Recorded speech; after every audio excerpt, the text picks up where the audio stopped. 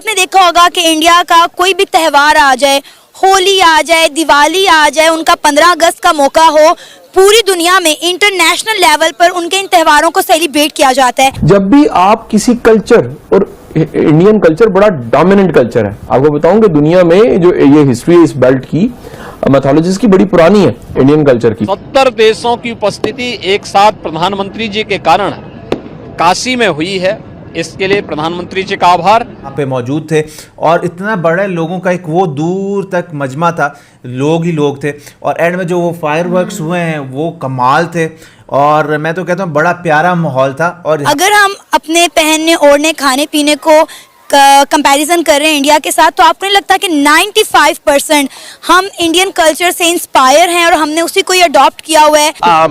I want to come back again and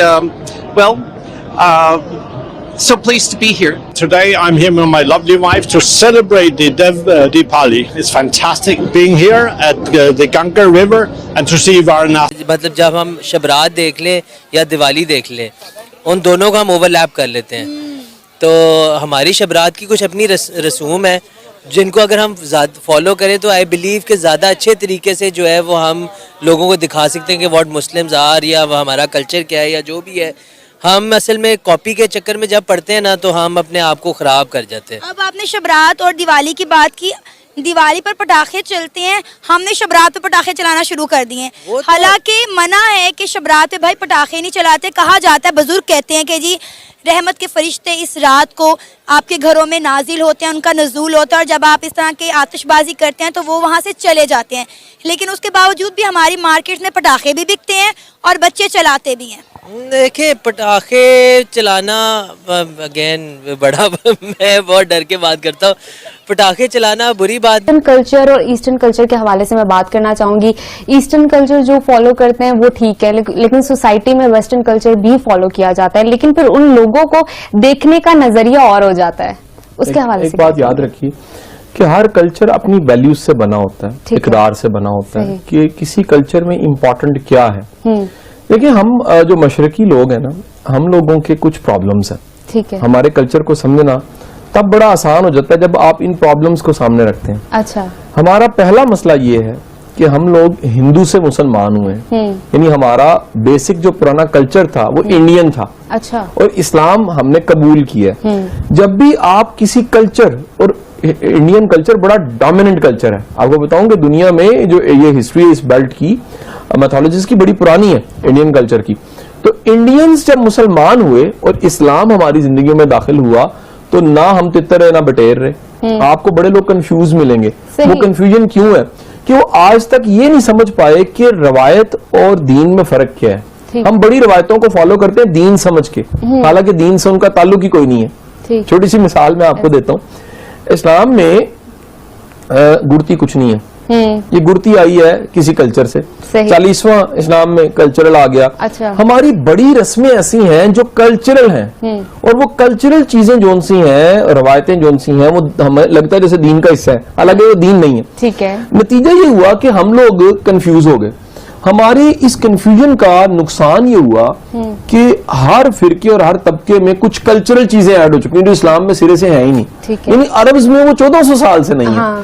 1400 साल से जो चीजें अरब्स में नहीं है, हम में कहां से आ गई? हम में आई उस कल्चर की वजह से, इंडियन कल्चर की वजह से।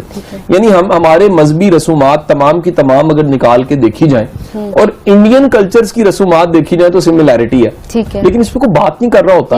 क्यों बात नहीं करता? कि हम लोग बस परफॉर्म करते जा रहे हैं, कोई रुक के देखने को तैयार नहीं है कि ये जो एकदम से मिलावट हो गई है रवायत की या कल्चर की या रीत की, ये कहां से हो गई है। इस पर कोई बात करने को तैयार नहीं।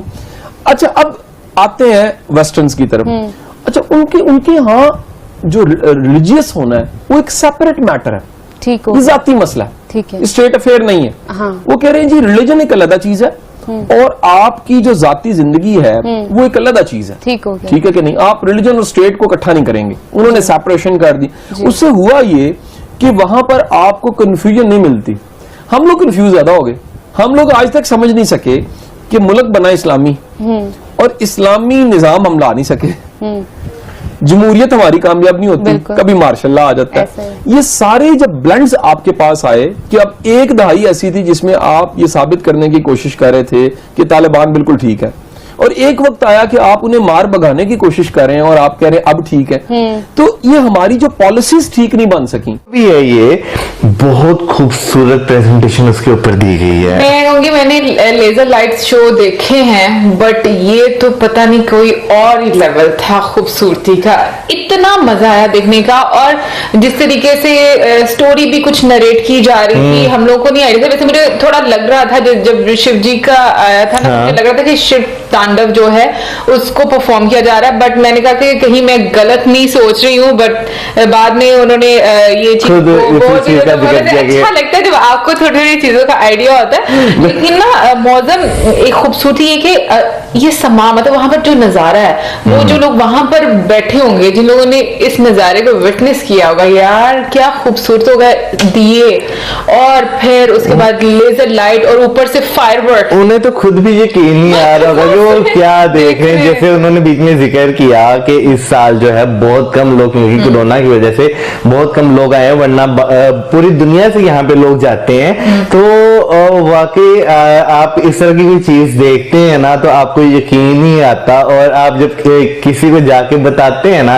जब तक वो बंदा भी अपनी आंखों से ना देखे वो भी यकीन नहीं करेगा। मुझे ऐसा लगता है कि हम लोग अगर रियल लाइफ में ऐसे देखेंगे ना, वहां पर जाकर जैसे देखते हैं और फिर हम किसी को बताते हैं, जो खूबसूरती हम अपनी आंखों से देख रहे होते हैं ना, वो किसी को बता नहीं पाते। और खासतौर पर अगर बात करें जो फायरवर्क था, जो ऊपर हमें तो वैसे ही बड़ा पसंद है। फायरवर्क देखते साथ ही हमारे चेहरों पे पता नहीं स्माइल आ जाती है। यार देखो इलेक्ट्रिक डिवाइस वाले थे ना सारे, तो जिस तरह एक ही टाइमिंग पे सारे, पहले सिंगल डायरेक्शन, फिर उसके बाद जो है पैरेलल डायरेक्शन, फिर उसके बाद 3 डायरेक्शन में, वाकई बहुत मजा आया मेरे पास अल्फाज नहीं है आज इसकी खूबसूरती बयान करने के लिए।